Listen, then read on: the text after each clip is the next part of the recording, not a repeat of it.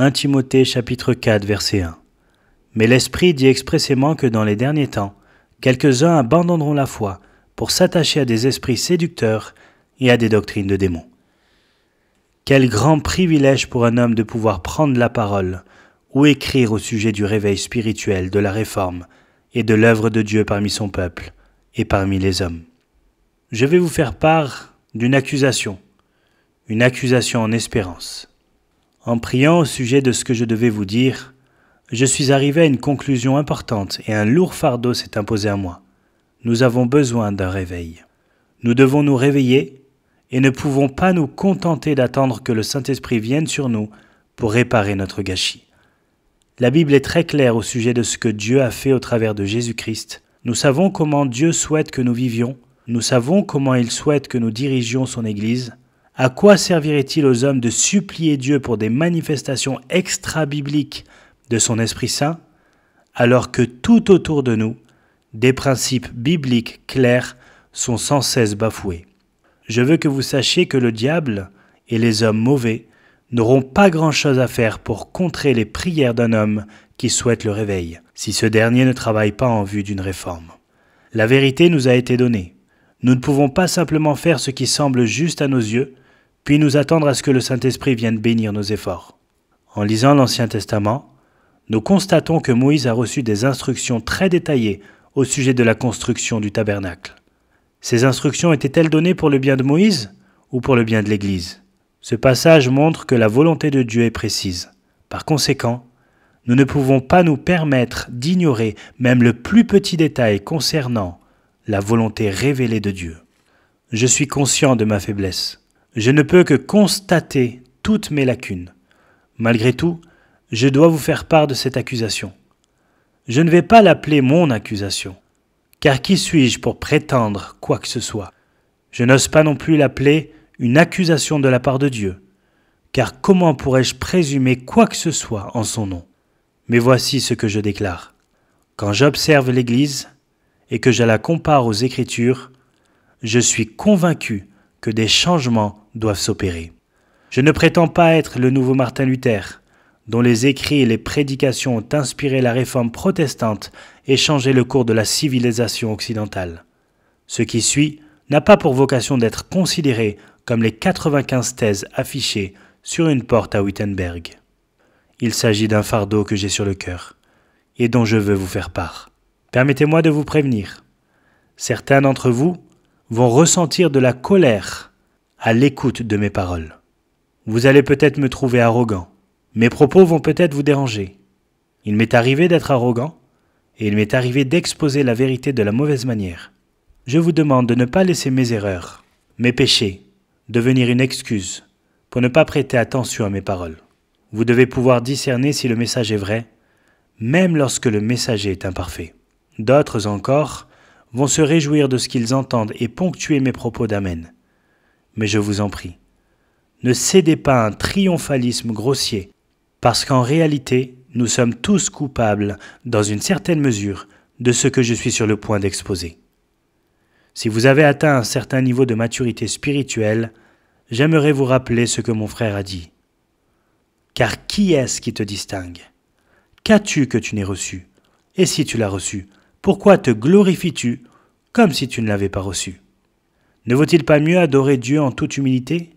À vous qui êtes jeune pasteur, je ne voudrais pas que vous saisissiez ces vérités pour les utiliser à mauvais escient, sans amour, en prenant d'assaut votre Église. Assurez-vous que vos genoux soient bien usés avant d'envisager de mener quelque réforme que ce soit. À vous qui êtes plus âgés, qui avez un long ministère derrière vous, gardez-vous de l'arrogance, je vous en supplie. Un vieux roi insensé peut apprendre même du plus faible de ses serviteurs. Je vous demande également d'avoir le courage de tout changer, même si aujourd'hui s'avère être le dernier jour de votre vie. Au moins serez-vous promu à la gloire en sachant que vous aurez tenté de mener une réforme biblique. J'ai aussi un avertissement pour les hommes plus âgés. Croyez-moi, je connais l'avertissement que l'on trouve dans 1 Timothée chapitre 5 verset 1, de ne pas reprendre un vieillard, mais plutôt de l'exhorter comme un père. C'est bien ainsi que je souhaite m'adresser à vous. Il y a un grand réveil qui s'opère aujourd'hui. Il a lieu non seulement ici, mais aussi en Europe, en Amérique du Sud et à bien d'autres endroits. Je vois de jeunes hommes qui retournent au rocher d'où nous avons été taillés. Ils lisent Charles Spurgeon et George Whitefield. Ils écoutent aussi Léonard Ravenhill, Martin Lloyd-Jones, Eden Tozer et John Wesley. C'est un grand mouvement, presque impossible à croire. Ce n'est pas parce que les médias et magazines chrétiens n'en font pas cas que cela n'a pas lieu. Il y a 15 ans, je n'aurais jamais imaginé assister au réveil que je constate aujourd'hui. Il n'a pas lieu au travers de mon ministère ou de celui de qui que ce soit, mais il est le résultat de l'œuvre de Dieu. J'ai vu aux Pays-Bas 1 millier de jeunes hommes déclarer que les choses devaient changer en priant toute la nuit que la puissance de Dieu et la vérité des Écritures soient manifestes. J'ai vu des personnes en Amérique du Sud reconnaître qu'elles avaient été influencées par la psychologie et toutes sortes de techniques d'évangélisation superficielles. Puis, après avoir pleuré, reconnaissant leur brisement devant Dieu, je les ai vus retourner dans leur église pour proclamer l'Évangile. Je me suis rendu dans un quartier défavorisé d'une grande ville aux États-Unis pour discuter de théologie, parfois jusqu'à 2 ou 3 heures du matin, avec des jeunes que Dieu est en train de préparer à devenir des prédicateurs hors pair. Un réveil est bel et bien en train de se produire. Permettez-moi de vous faire la remarque, en douceur, que la plupart des gens qui ont dépassé la quarantaine n'ont aucune idée que ce réveil est en train de se produire. Plusieurs jeunes se tournent désormais vers les grands enseignants des siècles passés. Ils reviennent à ce qui se faisait avant, aux vérités qui ont occasionné des réveils à de nombreuses reprises dans ce monde. La plupart de ces jeunes hommes, débordant d'enthousiasme, vont voir leurs responsables pour leur dire « Regarde ce que j'ai découvert. Regarde ce qui s'est passé au Pays de Galles, en Afrique, et là. Lis ce que je viens de découvrir, c'est incroyable. » Comment réagissent alors les plus âgés ? Ils choisissent soit de les ignorer, soit de leur dire qu'il n'y a rien de nouveau et qu'ils prêchent ces choses depuis 25 ans. Mais il est probable que ce soit bien différent de ce qu'ils prêchent depuis toutes ces années. Gardons-nous d'oublier que Dieu est à l'œuvre. Rappelons-nous que celui qui a commencé en vous cette bonne œuvre la rendra parfaite pour le jour de Jésus-Christ. Beaucoup de personnes pensent qu'elles susciteront un réveil à force de prier. D'autres disent que le réveil viendra, que nous prions ou pas. Je ne me situe dans aucun de ces deux camps, mais je sais une chose, quand je vois des hommes, des femmes, des jeunes prier pour un réveil sur toute la surface du globe, je sais que j'assiste aux prémices d'un réveil. Et je suis convaincu que celui qui a suscité ces prémices en fera sortir une abondante récolte. À la lumière de ces considérations, je veux maintenant examiner 10 accusations et vous exposer ce qui doit, je le crois, changer dans l'Église. Première accusation, un déni de la suffisance des Écritures. Dès ton enfance, tu connais les saintes lettres qui peuvent te rendre sage à salut par la foi en Jésus-Christ. Toute Écriture est inspirée de Dieu et utile pour enseigner, pour convaincre, pour corriger, pour instruire dans la justice, afin que l'homme de Dieu soit accompli et propre à toute bonne œuvre. 2 Timothée, chapitre 3, versets 15 à 17. Depuis quelques décennies, une guerre fait rage au sujet de l'inspiration des Écritures. Vous n'y participez peut-être pas, mais bon nombre d'autres personnes de dénominations plus libérales sont impliquées. Nous livrons bataille pour la Bible. Mais un autre problème se pose. Une communauté qui parvient à proclamer unanimement que la Bible est inspirée n'a gagné que la moitié de la bataille. Pourquoi ? Parce que la vraie question n'est pas de savoir si la Bible est inhérente et inspirée de Dieu. La vraie question qui se pose est celle-ci. La Bible est-elle suffisante ou devons-nous y ajouter l'apport de toutes les prétendues sciences humaines pour savoir comment diriger une église ? Voilà la grande question. Les sciences humaines, à mon avis, ont pris le pas sur la parole de Dieu de manière insidieuse et difficile à discerner.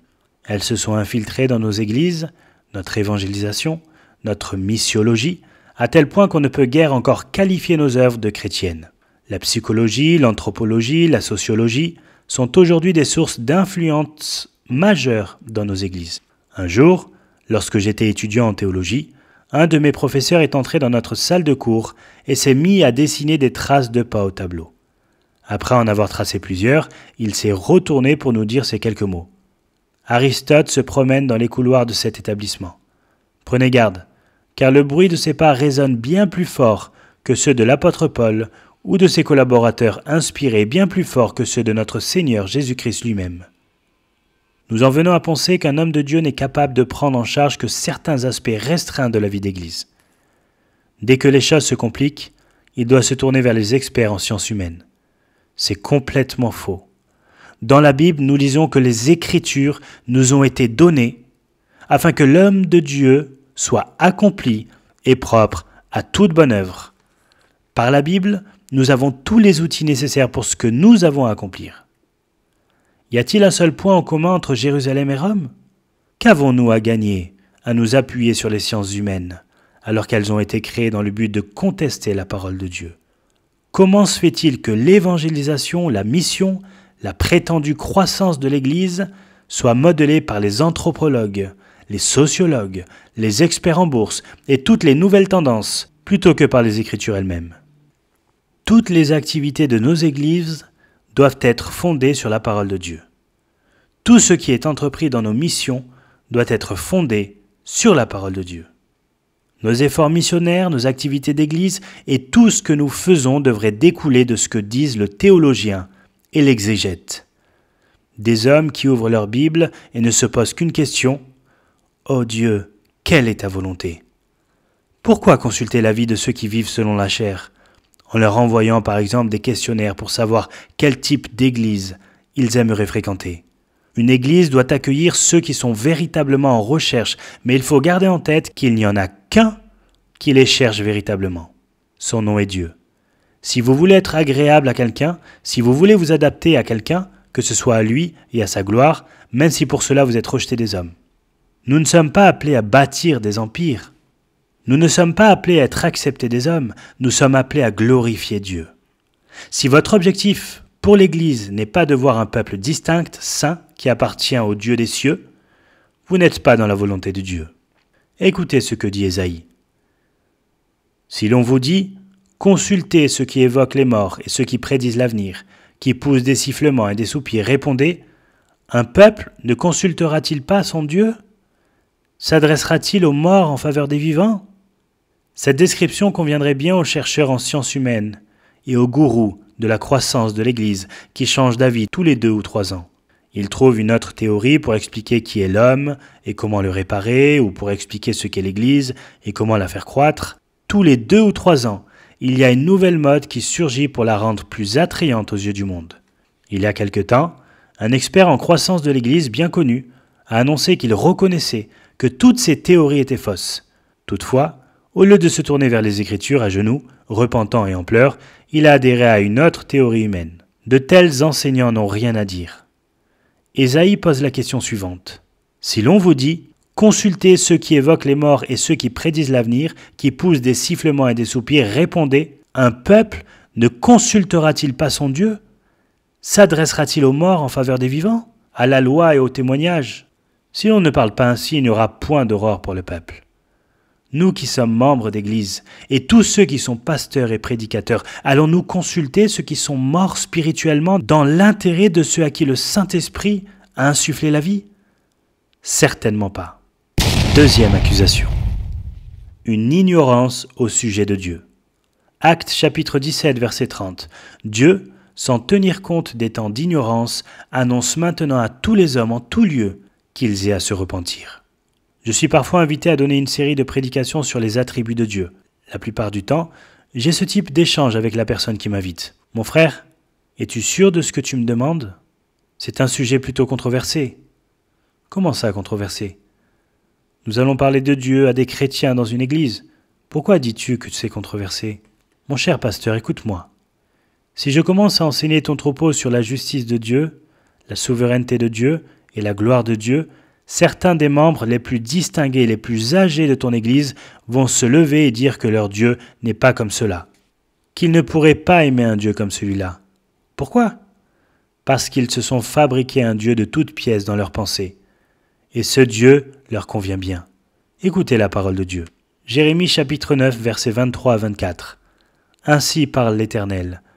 Que le sage ne se glorifie pas de sa sagesse, que le fort ne se glorifie pas de sa force, que le riche ne se glorifie pas de sa richesse, mais que celui qui veut se glorifie d'avoir de l'intelligence et de me connaître, de savoir que je suis l'Éternel qui exerce la bonté, le droit et la justice sur la terre.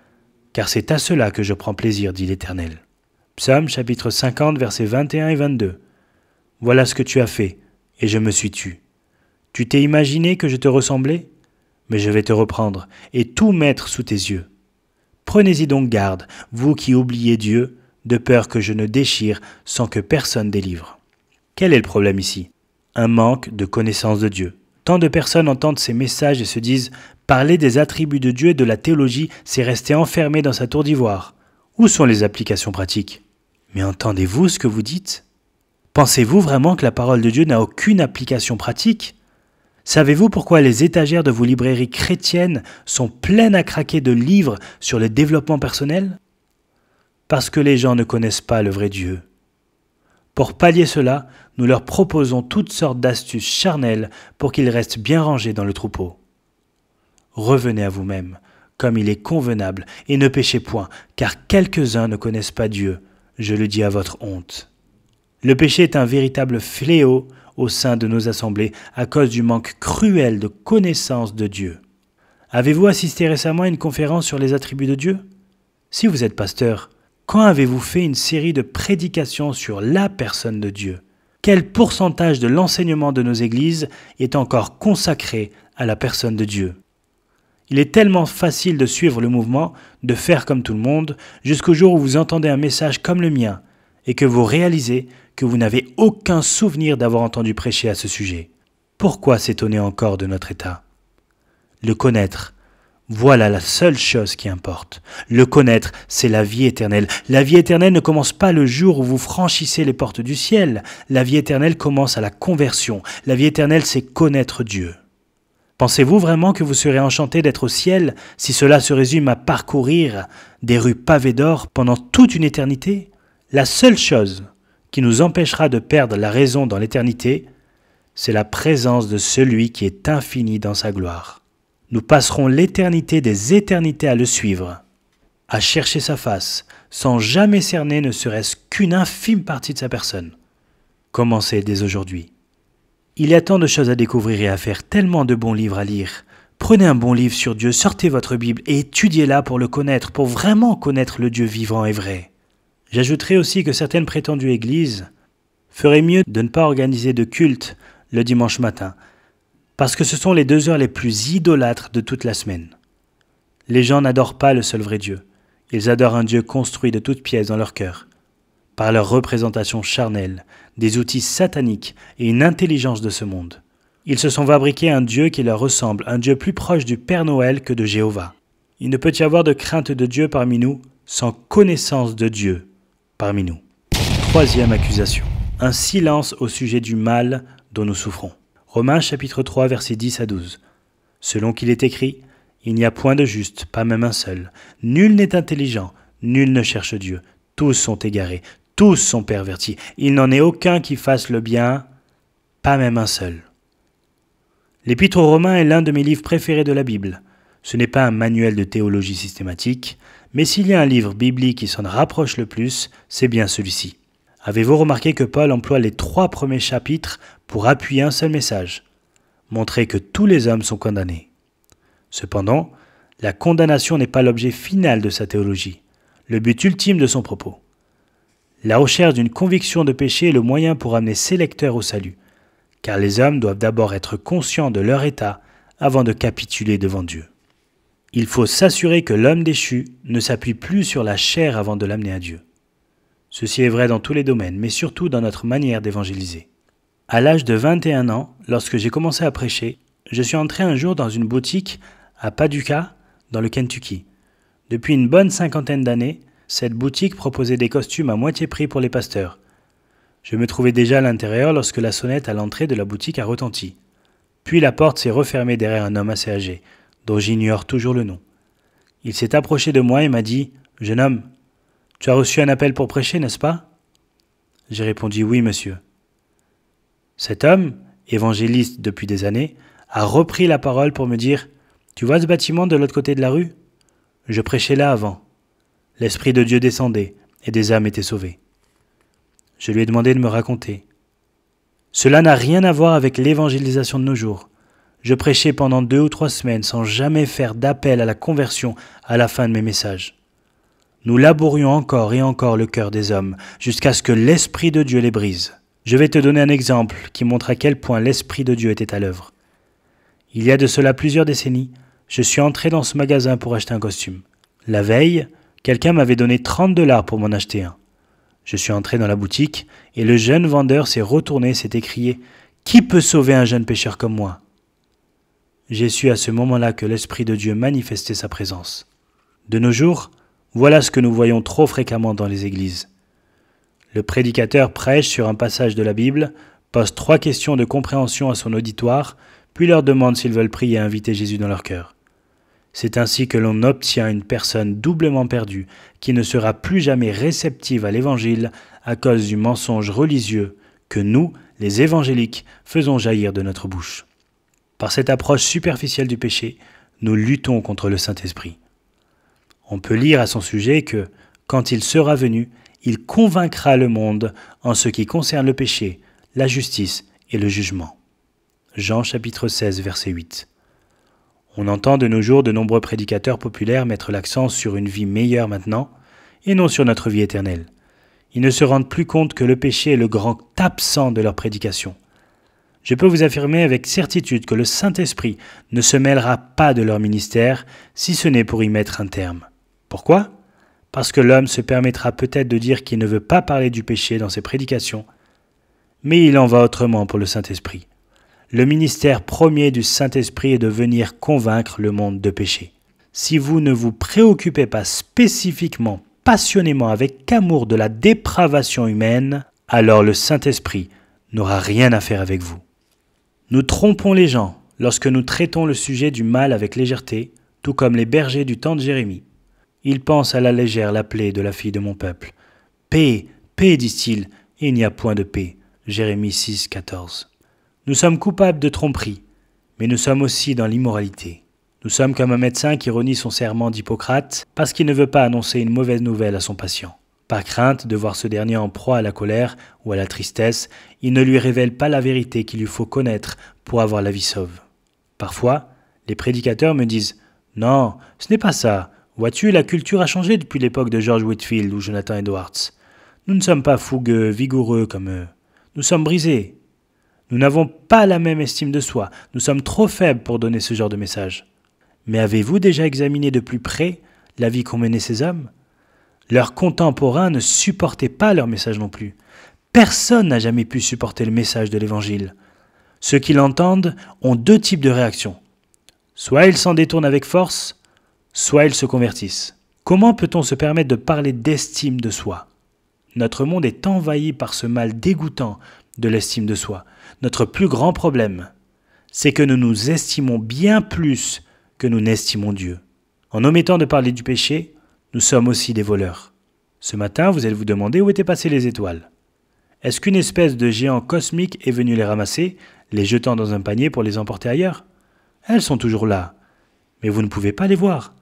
Le ciel, en fin de journée, s'obscurcit progressivement, et dans l'obscurité de la nuit, les étoiles sont à nouveau visibles, resplendissantes. En refusant d'annoncer la dépravation de l'homme, il est impossible de rendre gloire à Dieu, son Christ et son sacrifice. La croix de Jésus-Christ, dans toute sa gloire, est le plus magnifiée lorsqu'elle est placée devant la toile de fond de notre dépravation. Luc parle d'une femme qui a beaucoup aimé, parce qu'elle a été grandement pardonnée. C'est pourquoi je te le dis, ses nombreux péchés ont été pardonnés, car elle a beaucoup aimé. Mais celui à qui on pardonne peu aime peu. Luc chapitre 7, verset 47. Elle réalisait l'étendue de son pardon, car elle connaissait l'étendue du mal qui était en elle. Nous avons peur de parler aux hommes de leur méchanceté, et à cause de cela, ils ne pourront aimer Dieu. Nous les avons privés de l'occasion de se vanter non d'eux-mêmes, mais de pouvoir vivre selon l'avertissement suivant. Que celui qui se glorifie dans le Seigneur. 2 Corinthiens chapitre 10, verset 17. 4e accusation. Une ignorance sur l'évangile de Jésus-Christ. Romains chapitre 5, versets 8 et 9. Mais Dieu prouve son amour envers nous, en ce que lorsque nous étions encore des pécheurs, Christ est mort pour nous. À plus forte raison donc, maintenant que nous sommes justifiés par son sang, serons-nous sauvés par lui de la colère.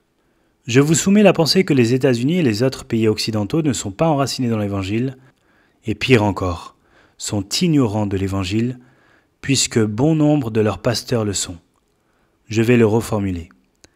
Il ne faut pas faire porter la responsabilité du mal qui sévit dans nos pays sur le libéralisme politique ou sur l'immoralité omniprésente dans les films, ou que je sais-je encore. Le mal dont souffrent nos pays, c'est ce qui est pratiqué par nos prétendus pasteurs évangéliques, nos prédicateurs et évangélistes contemporains. Voilà où se trouve le problème. Nous ne connaissons pas l'Évangile. Nous avons pris l'Évangile de notre Dieu béni et l'avons réduit à une série de 4 lois spirituelles en un résumé de 5 choses que Dieu veut que tu saches, avec une petite prière symbolique à la fin. Et si une personne le répète après nous d'une voix suffisamment sincère, nous prenons l'autorité de la déclarer née de nouveau. Nous avons remplacé la régénération, la doctrine biblique de la nouvelle naissance, par un simple décisionnisme. Chaque fois que je prêche à ce sujet, je suis étonné du nombre de croyants affermis qui ont 30, voire 40 ans de vie chrétienne et qui viennent m'avouer, les larmes aux yeux, qui n'avaient jamais entendu cela de leur vie. Pourtant, il s'agit de la doctrine historique de la rédemption et de la propitiation. Prenons le temps de définir cette problématique dans les détails. L'Évangile commence par la nature divine. Elle s'engage ensuite sur la nature de l'homme déchu. C'est sur ces 2 grandes colonnes de l'Évangile que se fonde ce que chaque croyant devrait pouvoir reconnaître comme le grand dilemme. Quel est ce dilemme?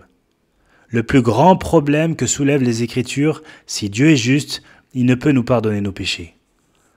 Comment Dieu peut-il à la fois être juste et justifier les hommes mauvais, alors que toute la parole ne cesse de dire, à l'exemple de ce passage du livre des Proverbes, que celui qui absout le coupable et celui qui condamne le juste sont tous deux en abomination à l'Éternel. Proverbe 17, verset 15.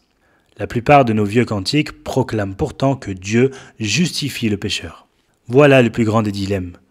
L'acropole, le point culminant de la foi chrétienne. C'est ce qu'ont prêché Martin Lloyd-Jones, Charles Spurgeon et toutes les personnes qui ont compris ce que nous enseigne le chapitre 3 de l'Épître aux Romains. Les prédicateurs doivent absolument le faire entendre à leur auditoire. Le grand problème, c'est que Dieu est vraiment juste et les hommes sont vraiment mauvais. Dans sa justice, Dieu doit condamner l'homme mauvais. Mais Dieu, pour sa propre gloire, à cause du grand amour dont il nous a aimés, a envoyé son Fils Jésus-Christ qui a marché sur cette terre en homme parfait. De plus, selon le plan divin établi de tout temps et pour toute éternité, le Seigneur Jésus est allé au calvaire. Et sur cette croix, il a pris nos péchés. Il a porté la culpabilité de son peuple à sa place en devenant lui-même malédiction. Car tous ceux qui s'attachent aux œuvres de la loi sont sous la malédiction. Car il est écrit « Maudit et quiconque n'observe pas tout ce qui est écrit dans le livre de la loi et ne le met pas en pratique. » Galates, chapitre 3, verset 10. Christ nous a rachetés de la malédiction, devenant malédiction pour nous. Tant de personnes ont une image romantique de l'Évangile, complètement dénuée de puissance. Ils se représentent Christ sur le bois, victime de l'Empire romain. Ils s'imaginent que le Père, manquant de courage, n'a pas supporté de voir son Fils souffrir et a détourné les yeux. Ce n'est pas cela. Le Père s'est détourné car son Fils est devenu péché alors qu'il n'avait aucun péché en lui. Ainsi, quand le Christ est dans le jardin et s'écrie « Mon Père, s'il est possible, que cette coupe s'éloigne de moi, toutefois non pas ce que je veux mais ce que tu veux », les gens se demandent « Qu'est-ce que c'est que cette coupe ?»« Ah, c'est la croix romaine, le fouet, les clous, toute cette souffrance. » Je ne veux pas nier l'intensité des souffrances physiques du Christ à la croix, mais la coupe est en réalité la coupe de la colère de Dieu le Père qui devait être déversée sur le Fils. Quelqu'un devait mourir et porter les péchés du peuple de Dieu, être abandonné de Dieu à cause de sa justice et être écrasé sous la colère divine car il a plu au Seigneur de le briser. Lors d'un séminaire germanophone en Europe auquel je participais, un livre intitulé « La croix de Jésus-Christ » a attiré mon attention. J'ai commencé à le feuilleter, et voici ce qu'il disait. Le Père a regardé la souffrance infligée à son Fils par les hommes du haut des cieux, et l'a compté pour paiement de nos péchés. Quelle hérésie! Cette souffrance physique, ces clous sanglants, faisaient partie de la colère de Dieu. Il fallait un sacrifice sanglant. Je ne dirai jamais le contraire. Toutefois, un message qui s'arrête là n'est pas l'Évangile. Y a-t-il encore de nos jours un évangile prêché et expliqué dans les témoignages d'évangélisation où la justice et la colère de Dieu sont mentionnés? Rarement. Il faut annoncer clairement que Christ a été capable de nous racheter de nos péchés, car il a été écrasé sous le poids de la justice de Dieu. Il a satisfait sa justice divine par la mort de son Fils bien-aimé.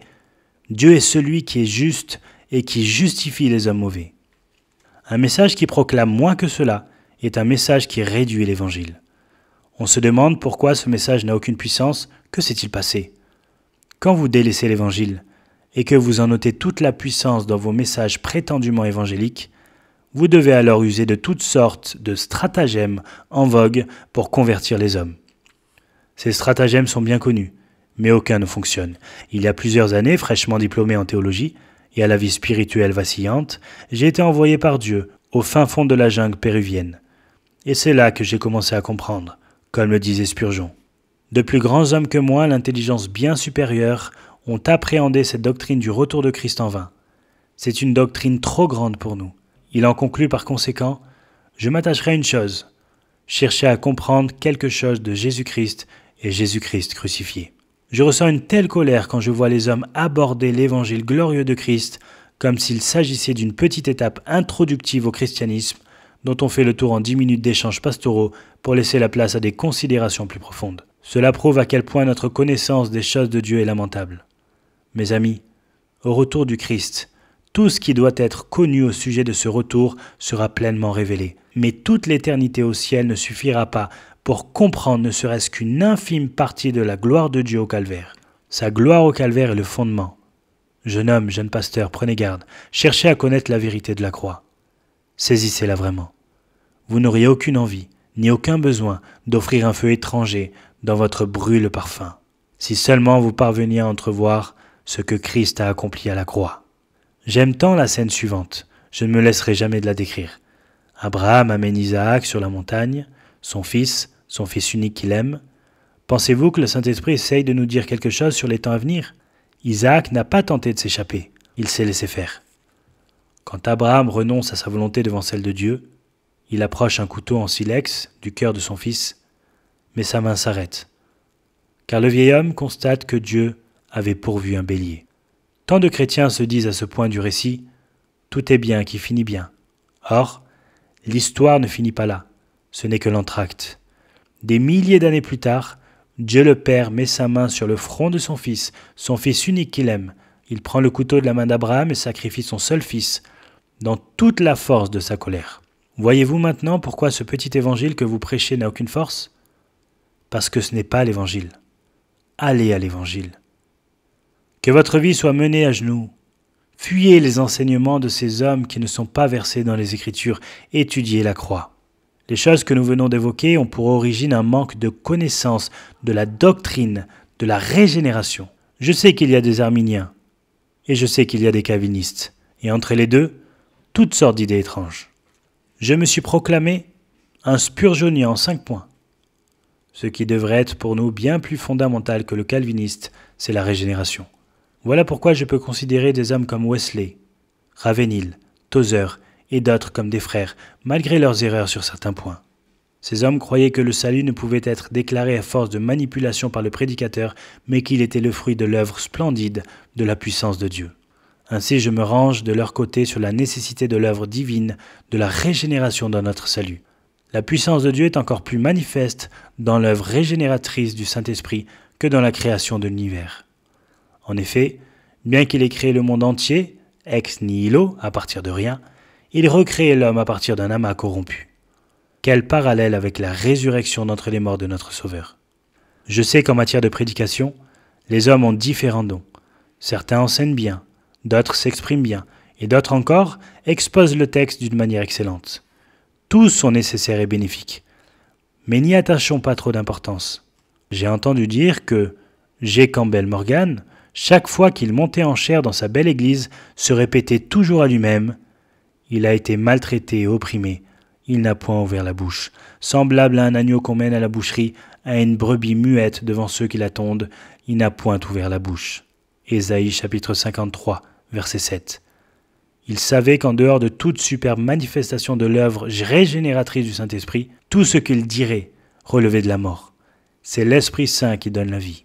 Ainsi, tous ceux qui proclament la vérité de la parole de Dieu doivent la proclamer comme des prophètes. Nous sommes tous comme Ézéchiel qui s'est tenu dans la vallée des ossements, face à des os complètement secs. Nous pénétrons dans cette vallée et que faisons-nous? Nous prophétisons. Nous disons « Écoutez la parole du Seigneur ». Nous savons que le souffle de Dieu doit venir sur ces morts, ou ils ne se lèveront plus. Le jour où vous saisissez vraiment cela, au plus profond de vous-même, vous ne tombez plus dans les pièges de cette manipulation qui sévit au nom de l'évangélisation. Et ainsi, la parole de Dieu sera réellement proclamée. Imaginez ce à quoi certains pasteurs étaient confrontés.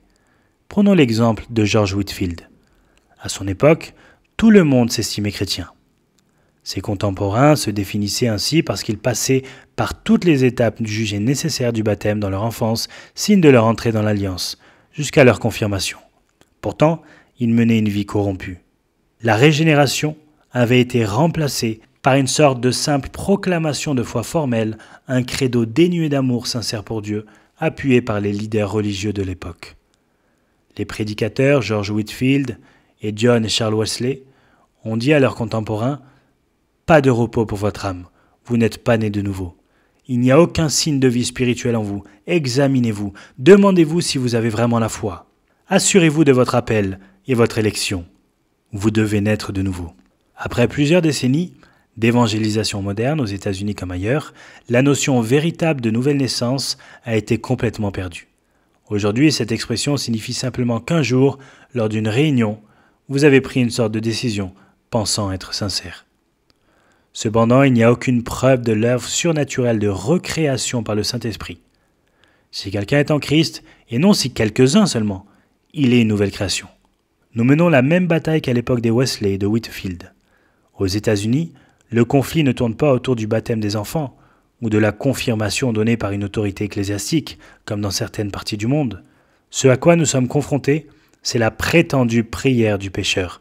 Sachez-le, s'il y a une guerre que je mène, c'est contre la prière du pécheur. Cette prière est le veau d'or des temps modernes chez tous les évangéliques dans toutes les églises qui ont suivi cette fausse route. La prière du pécheur a envoyé plus d'hommes en enfer que quoi que ce soit d'autre. Devant la perplexité de ceux qui ne comprennent pas pourquoi je dis cela, je demande toujours que l'on me montre dans la parole qui a évangélisé de cette manière. Les Écritures ne disent pas que Jésus-Christ est venu au peuple d'Israël pour leur dire « L'heure est venue et le royaume de Dieu est prêt. Maintenant, qui aimerait m'inviter dans son cœur ?» Ah oui, je vois une main levée là-bas. Ce n'est pas ce que dit la parole. Christ a déclaré « Le temps est accompli et le royaume de Dieu est proche. Repentez-vous et croyez à la bonne nouvelle. » Aujourd'hui, les hommes fondent leur confiance sur le fait qu'une fois au moins dans leur vie, ils ont prononcé une prière qui semblait suffisamment sincère pour qu'on leur dise qu'ils étaient sauvés. Ainsi, si vous leur demandez « Êtes-vous sauvés ?» ils ne répondent pas « Oui, je le suis car je cherche à suivre Jésus et ma vie montre de fruits qui me donnent l'assurance d'être né de nouveau. » Loin de là. Ils disent plutôt « Une fois, dans ma vie, j'ai prononcé une prière. Aujourd'hui, ils mènent une vie déréglée. Mais peu importe, puisqu'ils ont prononcé la bonne prière. » J'ai entendu parler d'un évangéliste qui tentait de persuader un homme à prier ainsi. Voyant que l'homme était mal à l'aise, il finit par lui proposer ceci. « Je vais prier à Dieu à votre place, et si cela correspond à ce que vous voulez lui dire, vous n'avez qu'à me serrer la main. » Vous croyez que la puissance de Dieu se résume à cela? Cela s'appelle du décisionnisme. L'idolâtrie d'un décisionnisme pur et simple. Les gens pensent qu'ils peuvent baser leur assurance d'aller au ciel sur le fait qu'ils sont capables de juger de la sincérité de leurs décisions personnelles. Lorsque Paul s'est rendu à l'église de Corinthe, il ne leur a pas dit « Écoutez, vous ne vivez pas comme de bons chrétiens, donc revenons à ce moment de votre vie où vous avez prié cette fameuse prière, et voyons si vous étiez sincère. » Il leur a dit « Examinez-vous vous-même pour savoir si vous êtes dans la foi. Éprouvez-vous vous-même. » Sachez, mes amis, que le salut est par la foi seule. C'est une œuvre de Dieu. Ce n'est que grâce, suivie de grâce. La preuve de votre salut ne se trouve pas dans la simple évaluation de votre sincérité au moment de votre conversion. Il se démontre par le fruit constant dans votre vie. Regardez ce que nous avons fait. Un arbre ne se reconnaît-il pas à son fruit ? Aujourd'hui, 60 à 70% des Américains s'estiment convertis, nés de nouveau. Une nation qui tue des milliers de bébés chaque jour arrive encore à se dire chrétienne. On la méprise partout en raison de son immoralité. Selon moi, la responsabilité en revient pleinement aux prédicateurs. 5e accusation. Une invitation non biblique. Marc chapitre 1 verset 15. Le temps est accompli et le royaume de Dieu est proche. Repentez-vous et croyez à la bonne nouvelle. Le problème de l'invitation non biblique à la conversion est très répandu. Qu'ils soient calvinistes ou arminiens, de nombreux prédicateurs ont en commun cette pratique d'invitation superficielle. Ils exposent toutes sortes de choses, mais au bout d'un moment dans leur message vient cette invitation à prier. Et c'est à partir de là que plus rien n'a aucun sens.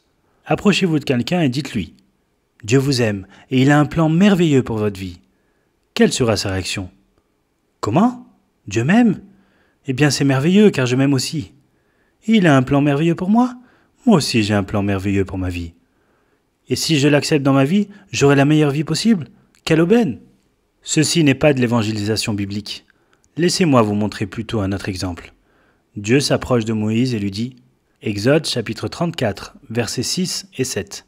L'Éternel, l'Éternel, Dieu miséricordieux et compatissant, lent à la colère, riche en bonté et en fidélité, qui conserve son amour jusqu'à 1000 générations, qui pardonne l'iniquité, la rébellion et le péché, mais qui ne tient point le coupable pour innocent, et qui punit l'iniquité des pères sur les enfants, et sur les enfants des enfants, jusqu'à la 3e et à la 4e génération. Quelle fut la réaction de Moïse ? Aussitôt, Moïse s'inclina à terre et adora. Le point de départ de l'évangélisation est la nature de Dieu. Qui est Dieu ? Comment l'homme peut-il réaliser l'étendue de son péché s'il n'a pas de critère avec lequel le comparer ? Si l'on se contente de lui chatouiller l'esprit charnel avec des trivialités au sujet de Dieu, comment parviendra-t-il à une repentance et une foi authentique ? Ainsi, nous ne devons pas commencer par « Dieu t'aime et un plan merveilleux pour ta vie ». Nous devons plutôt commencer en expliquant sans rien édulcorer qui est Dieu.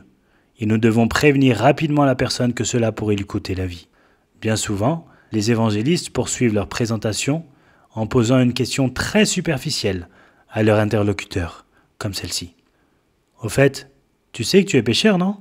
Il y a quelques années, un médecin a dû annoncer à ma mère qu'elle souffrait d'un cancer en phase terminale. Il n'est pas entré joyeusement dans la pièce en lui disant « Salut, tu sais quoi ? C'est un cancer !» Voilà pourtant à quoi ressemble notre façon superficielle d'aborder les perdus. Nos mots n'ont aucun poids, aucune solennité. Nous devons dire, mon ami, tu as atteint d'un mal terrible, et le jugement va venir. Si nous nous contentons de dire « sais-tu que tu es pécheur ?» aucune conviction du cœur ne sera possible.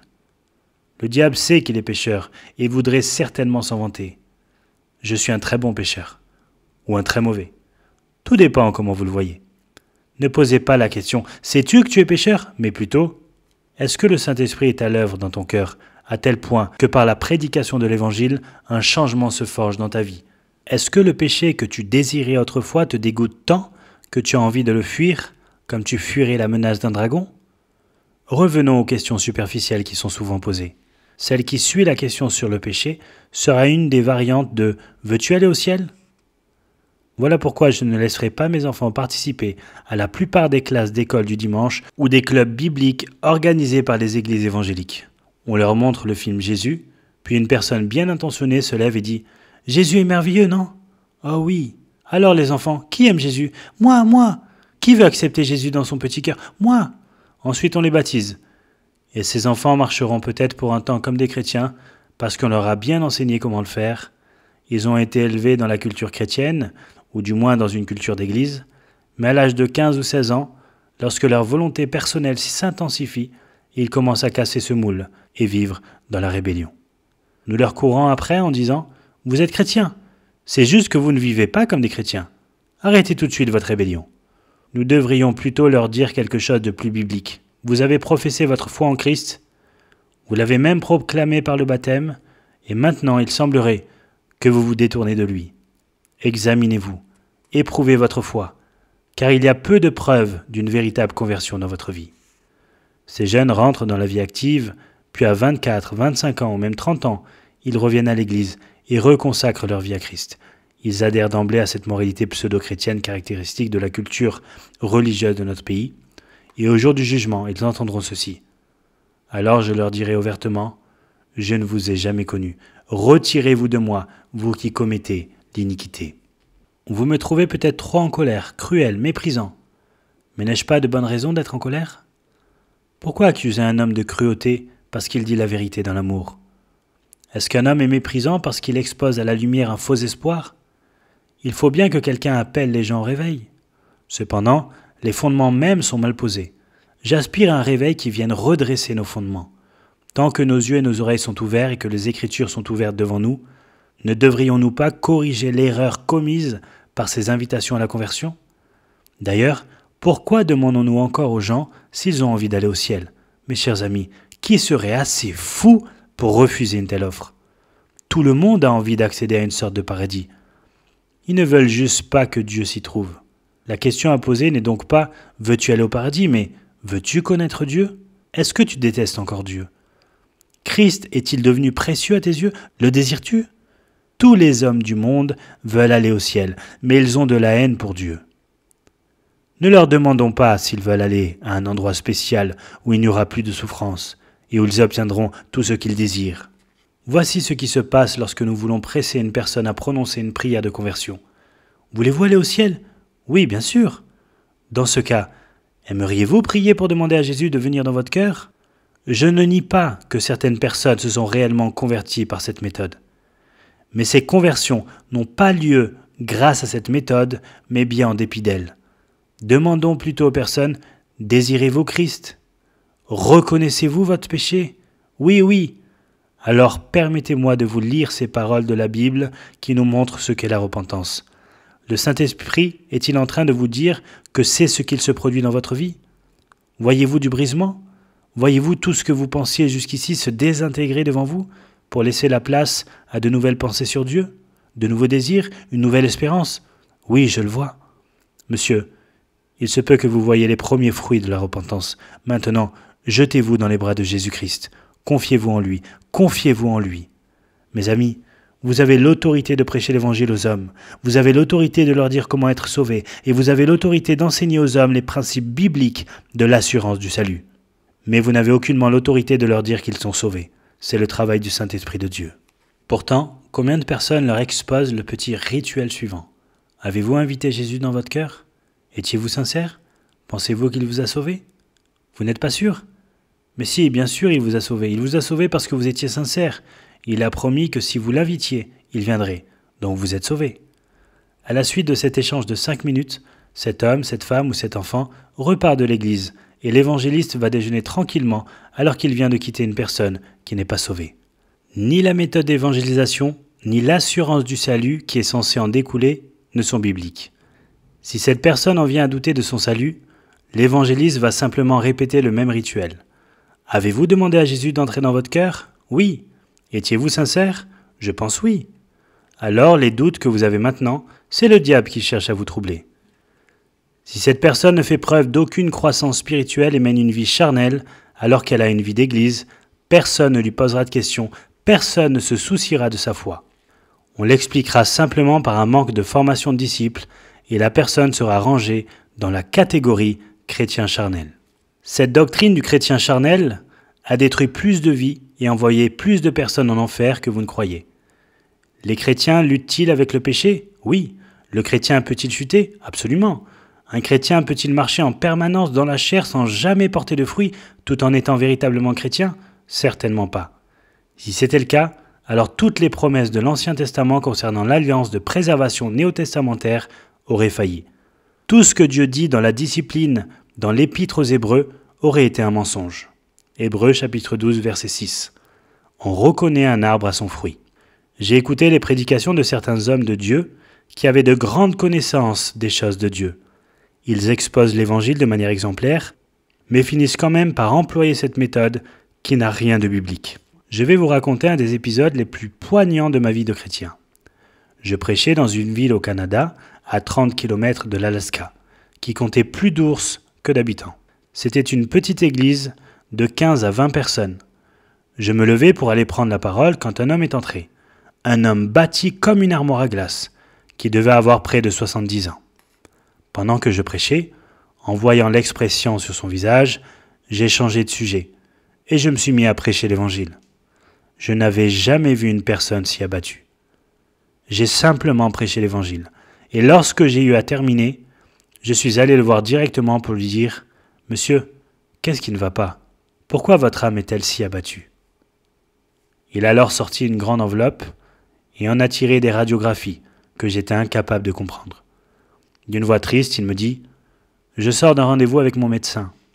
Je n'ai plus que 3 semaines à vivre. » Il a continué « Toute ma vie, j'ai travaillé dans un ranch. On n'y accède que par hydravion ou à cheval, en passant par la montagne. Je ne suis jamais allé à l'église. Je n'ai jamais lu la Bible. Je crois qu'il y a un Dieu, et une fois j'ai entendu quelqu'un qui parlait d'un gars qui s'appelle Jésus. Je n'ai jamais eu peur de quoi que ce soit de toute ma vie. Mais là, je suis terrorisé. Je lui ai répondu « Monsieur, avez-vous compris ce dont j'ai parlé à l'instant, l'Évangile ?» Il a hoché la tête. « À votre avis, que feraient la plupart des prédicateurs à ce moment-là? Que diraient-ils? Alors demandez à Jésus d'entrer dans votre cœur. » J'ai repris « Monsieur, l'avez-vous bien compris ?» « Oui, je l'ai compris, mais c'est tout. Il n'y a rien de plus. » Même un enfant pourrait comprendre. C'est tout ce qu'il a à faire. Comprendre, prier ou... « Monsieur, vous allez mourir dans 3 semaines. Je dois partir demain. Je vais annuler mon voyage de retour et rester ici avec vous. Nous allons étudier les Écritures, lutter et crier à Dieu jusqu'à ce que soit vous vous convertissiez, soit vous mouriez et alliez en enfer. » Nous avons donc commencé. J'ai lu et relu dans l'Ancien Testament, puis dans le Nouveau Testament, tous les versets qui parlent des promesses de Dieu pour notre rédemption, notre salut. Je lisais encore, citais Jean 3,16. Je priais, criais à Dieu, questionnant cet homme au sujet de la repentance, la foi, l'assurance du salut, travaillant à ce que Christ se forge en lui. Arrivé à la fin de cette journée, nous étions épuisés. Pas de changement. J'ai dit que j'allais prier. Puis j'ai proposé que nous lisions Jean 3,16 à nouveau. Mais nous l'avons déjà lu des milliers de fois. Je sais. Mais il s'agit là d'une des plus grandes promesses sur le salut. Relisez-la. Ce qui a suivi est gravé dans ma mémoire. Ma Bible, posée sur ses genoux, était ouverte entre ses 2 mains immenses. Il se mit à lire. « Dieu a tant aimé le monde qu'il a donné. » Il a alors murmuré « Je suis sauvé !» Puis il s'est écrié « Je suis sauvé !» « Paul, mon frère, tous mes péchés ont disparu. J'ai la vie éternelle, je suis sauvé. » Comment le savez-vous? N'avez-vous jamais lu ce verset? J'étais témoin de l'œuvre de l'Esprit de Dieu et non de ces petites ruses employées par certains. Comment peut-on, sitôt fini de prêcher, ne penser qu'à aller déjeuner? Non, une fois la prédication terminée, le travail ne fait que commencer. À partir de là, on s'occupe des âmes. Les gens vont peut-être s'avancer lors d'une réunion pour être conseillés par quelqu'un qui n'est pas qualifié pour le faire. Au bout de 5 minutes d'entretien, la prière de repentance est prononcée, puis une carte de visite est signée et tendue rapidement au pasteur qui annonce « J'ai la joie de vous présenter un nouvel enfant de Dieu. Souhaitons-lui la bienvenue dans la famille. » Comment osons-nous jouer ainsi avec le salut des hommes? Si vous tenez à présenter la personne, dites plutôt ceci. Ce soir, cet homme a professé sa foi en Jésus-Christ. Parce que nous craignons Dieu et que nous aimons les âmes de tous les hommes, nous nous engageons à l'accompagner pour nous assurer que Christ est véritablement maître de sa vie, qu'il a une bonne compréhension biblique de la repentance et de la foi, et une ferme assurance et une grande joie dans le Saint-Esprit. Voilà ce que nous nous engageons à faire. Regardez ce que nous, les chrétiens modernes, avons fait. Je vous en supplie, regardez bien ce que nous sommes en train de faire. Je ne parle pas d'une secte obscure, je parle bien de nous. Je parle de ce qui est devenu normal dans l'évangélisation de nos jours. Je vous en supplie, arrêtez, je vous en supplie vraiment, arrêtez.